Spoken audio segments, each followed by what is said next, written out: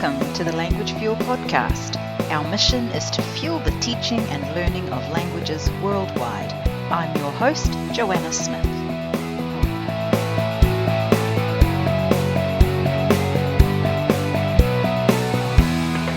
Hello and welcome again to the Language Fuel podcast. This is episode number 26.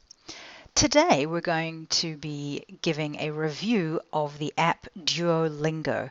Now I'm very sure that many of you will already be familiar with Duolingo because, as I read just before online, Duolingo already has over 100 million users worldwide. So I'm sure some of you have at least logged in and created an account. Some of you may even be regular users of the app, I don't know. In any case, as a languages educator, I have just recently got reacquainted with Duolingo and I am incredibly impressed with the product. So I thought I'd share some of my reasoning with you. So my journey with Duolingo started a couple of years ago. I do understand from the internet that it was launched 2011, the end of 2011. So that is, about 6 years ago now from where we are when I'm recording this. But I wasn't one of the earlier users of it. But a couple of years ago, my eldest daughter, read a book where the main character was from Brazil and the main character spoke Portuguese. And she was quite intrigued by this. She had never, met anybody who spoke Portuguese before. I think she must have been 11 or 12 at the time. And she said to me, "Mum, I think I'd like to learn how to speak Portuguese." And I said, "Well, that's great, darling. I don't know a single word of Portuguese, but, maybe you could learn a bit from the internet or something." So she did what any modern 11 or 12-year-old child would do, and she went to the App Store and must have typed in something like "learn Portuguese," and she ended up using Duolingo. And she said, "Mum, look, I found an app that's going to teach me how to speak Portuguese." Well, as a languages teacher at the time, I thought, well, that's kind of cute. She might learn a few words, but you know what? She's not really going to learn the language. An app can't teach a language. So I said to myself, a language is an incredibly social phenomenon. You've got to be, interacting with people. It's a very complex system, and how on earth could an app do that? So I encouraged her probably a little bit with words, but I really didn't pay much attention. I kind of waved it off as a little gimmicky thing. And sure enough, as most 11 or 12-year-old children do, it was a fad for a while. And then I guess she got busy with something else, and it didn't really last very long. That's all I remember from Duolingo from a few years ago. Fast forward about 2 or 3 years, the other week, I want to say maybe 3 weeks or 4 weeks ago, my second daughter, who is now in fact 12 and a half, woke up one Sunday morning, and as she was making pancakes for the family, as we like to do on a Sunday morning, she says, "You know what, I think we should learn a language together as a family." Now, of course, since I've moved my career to be fully around languages again, I thought, yes, I am not going to squash this enthusiasm. Why didn't I think of this before? So I'm thinking, great. So we had a little conversation. What sort of language do you think you'd like to learn then? She says, "Well, it can't be German because you speak German already, Mum, so you'd have an advantage." I said, "Okay." It can't be Spanish because her older sister is learning that at high school. Okay. Can't be French or Japanese because I've learned a little bit about that at my intermediate school. Okay. Can't be Maori because we've all learned a little bit of that at school. Okay. So I think we should learn Italian. And I'm thinking, I quite like Italy. It's kind of a wonderful place to go, tons of history there, very, very important culturally. So we thought, okay, maybe. But as we continued talking and we thought, whatever language we'd learn, we'd like to perhaps travel to that location one day, once we're a little bit more fluent. And we ended up deciding that it would actually be good to learn Spanish simply because the number of countries where Spanish was spoken was pretty big. A lot of countries speak Spanish. And when she kind of realized that, and my younger daughter was in the conversation as well and was quite surprised by how many countries speak Spanish, we all agreed we would speak Spanish, even though my elder daughter has a head start because she's learning it at high school. So we agreed with this, and I said, okay, well, how do we start? How should we start learning Spanish? And she says, well, we just need to do Duolingo. And I remember my first thought being, oh, that app again. Oh, well, it's a start. It's free. It's an app that we can all use. So we got started. And everybody has their own device in my household. The children have a small tablet. It's an Android tablet. I have an iPad. So we downloaded it. And that's probably the first thing that is a huge bonus point for Duolingo. It works on all these different platforms, different smartphones, different tablets, Android, iOS, and so on. So everybody got it working pretty much immediately. Sign in quickly with an email address. Away you go, you're up and running. My eldest daughter sets up a club for us, the Smith Family Club, so we can all learn Spanish together and we can kind of keep track of where each other is going, and we can have competitions in terms of the points and so on. And she just does that automatically, figures it out, within 10 minutes we're all in this club together. So I'm thinking, okay, this is obviously very easy to use. There's no technical difficulties whatsoever. And then I started to use it. Now, I didn't speak any Spanish beforehand. I mean, I had watched Dora the Explorer, and I grew up in Los Angeles, so there is a certain amount of, verde, rojo, and, vamos and gracias, and so on. A few words, literally just a sprinkling of words that I know for sure. But I'd never studied any grammar. I certainly couldn't, hold any kind of conversation, however basic it may be, apart from gracias, por favor, I don't even know. Maybe hola, like Dora. And needless to say, since I'm recording this as a podcast, I was thoroughly impressed with my experience as a beginner level Spanish student with Duolingo. And I'm going to go through now kind of in a few main points why I think this is such a fabulous app. So it's free, so it's accessible to all, and I've mentioned that before. It's on different platforms. Anyone can do it. It's easy to use.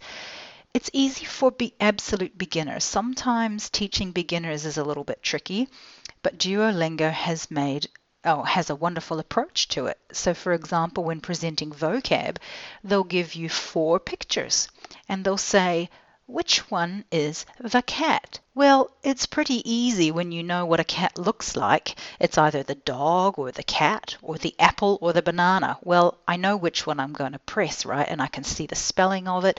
And when I press it, I hear in Spanish the word for cat. So it's very, very simple the way that it presents new words to you. And of course, while you're choosing, you're having a look at what is apple, what is banana, and what is dog. So you've exposed yourself to 4 or 5 vocabulary items, and all you've had to do to achieve the little points is press the correct button, which of course is very easy. So it's super easy. It's gamified. Now, as someone who was very interested in e-learning, I was impressed with the gamification features that they have built into the app. And again, I haven't followed it since its early days, 6 or so years ago. So maybe they had all these things back then. Certainly, I understand from the internet they've been working on it and studying it for all this time, and it's constantly evolving, as all software programs are. But yeah, certainly as it stands today, there are many different features of gamification which make it really just feel like you're playing a game, but you're actually acquiring another language. So they have about, I've written down here, maybe 6 or 7 types of interactions that you can have on the app. There could be more, but maybe I've only encountered these ones. So it's things like I mentioned before, selecting the correct word, which is easy and achievable. It's type what you hear. And again, it starts very simple. And maybe for Spanish, it's a little bit easier because the pronunciation and the spelling are fairly regular. So I'm not sure how they manage this in other languages. I haven't looked at that. But certainly in Spanish, very achievable to type in Spanish what I've heard because I've seen it. I see it before they ask me to type it in. They've got things like matching the words with so card matching. Match the word, gato with cat in English, perro with dog. And so again, very simple, just to match words. And I'll give you a little hint here. When I'm struggling with remembering what one word is, I just match all the other ones that I do know, and then there's probably only a couple left, so I figure that must be the correct answer. And I'm sure they know that that's how users will interact with it, because they sprinkle in some very simple vocabulary along with the more newly acquired vocabulary. So that's very manageable again. Then they have translation. They'll say a sentence or even just one word or a phrase and say, translate this. And it's from English to Spanish as well as from Spanish to English. And they have activities such as record yourself copying the language that you hear. So you can press a button to hear the Spanish, and then you press a button to record yourself. And it must have some kind of speech recognition software in there such that it goes green when it hears the correct vowels and so on, I guess rhythm. I am obviously familiar with acoustic phonetics. I'm not sure how much detail they're looking for when you need to record your own voice, but there is some sort of voice recognition in there.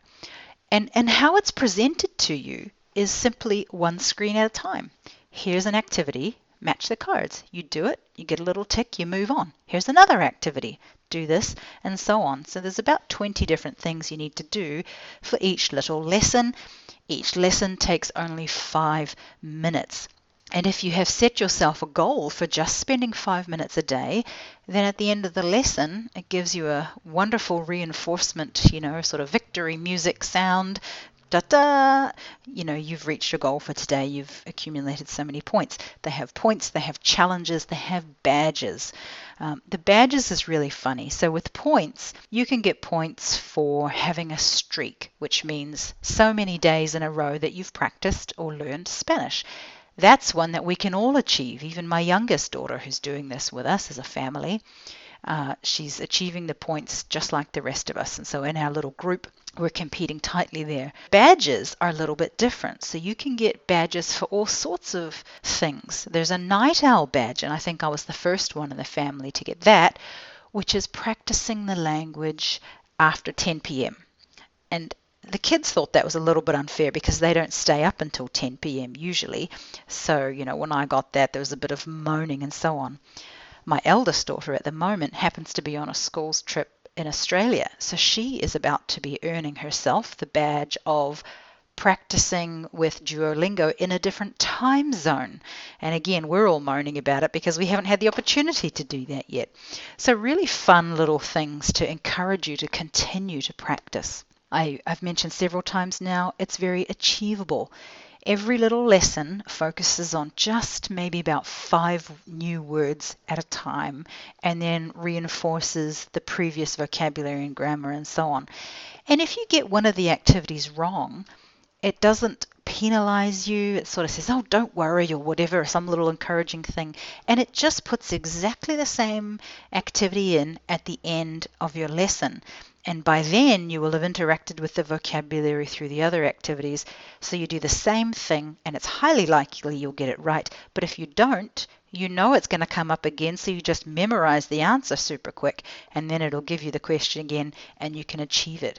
So there is no sense that you can't achieve by using this app. So my youngest daughter, who's 10, she's competing with a teenager and a preteen in this, and she's keeping up.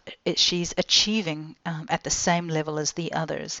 So it's wonderful in that there's no sense of failure. You really, it would be quite difficult, I think, to fail a lesson. I don't know that you can.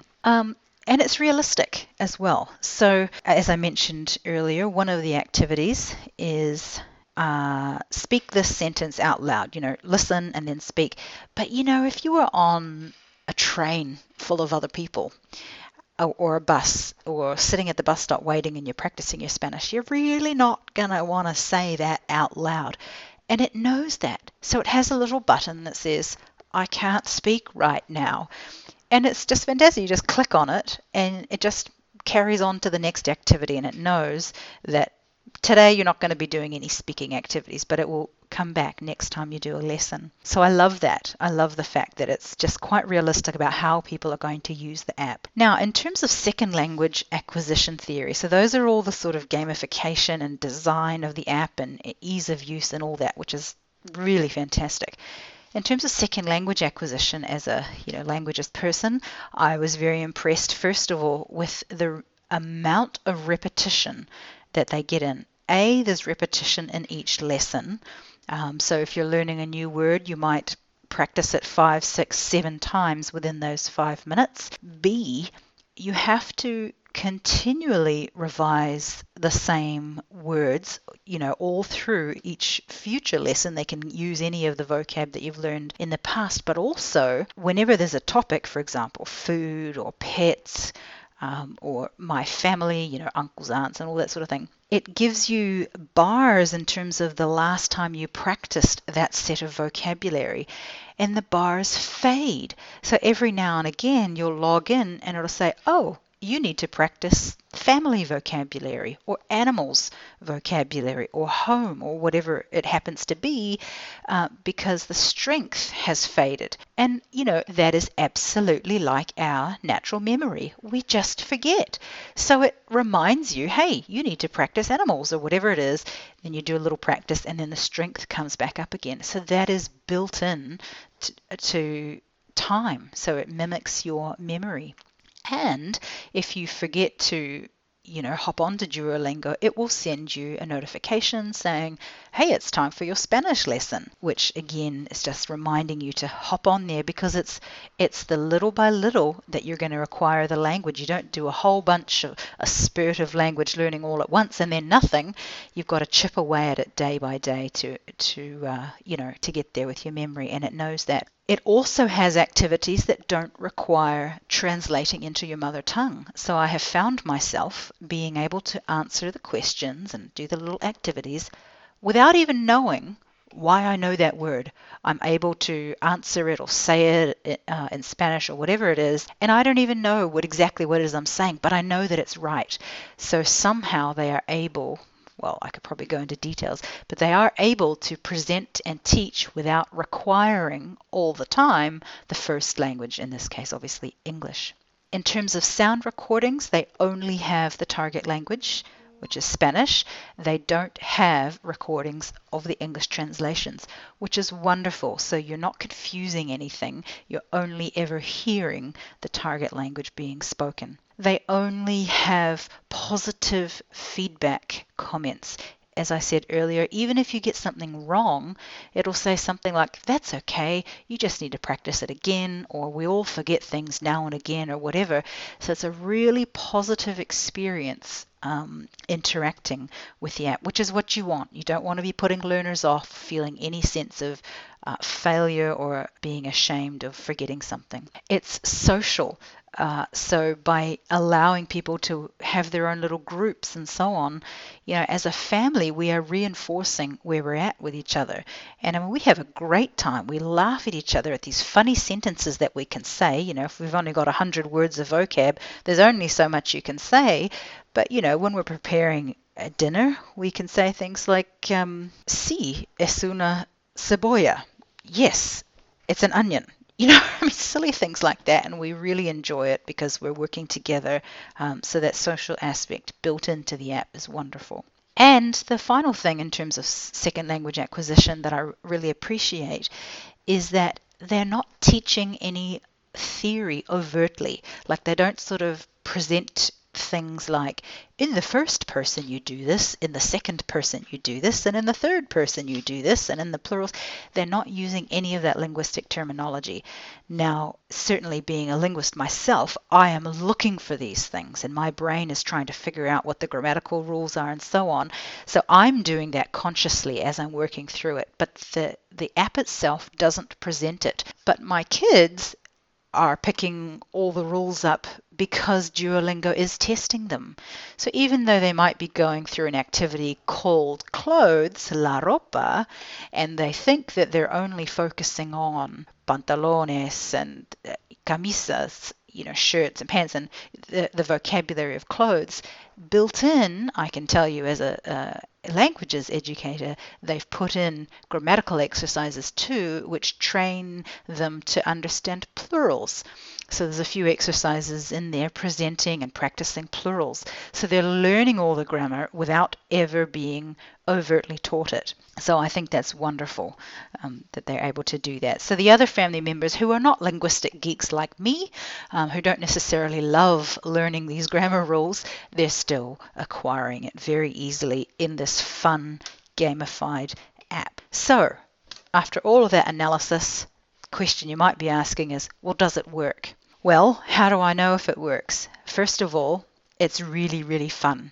I think, yes, it works because we're going to keep doing it. And that's really important. If it's not fun, we wouldn't keep doing it. And it's as I said before, the repetition, the little at a time, that's going to get us there. In just a couple of weeks, we've probably memorized maybe 100, 200 simple words, some basic grammar structures, and we are able to construct simple sentences with one another at the dinner table. So yes, it has taught us some Spanish. I heard Spanish on the TV recently on Netflix.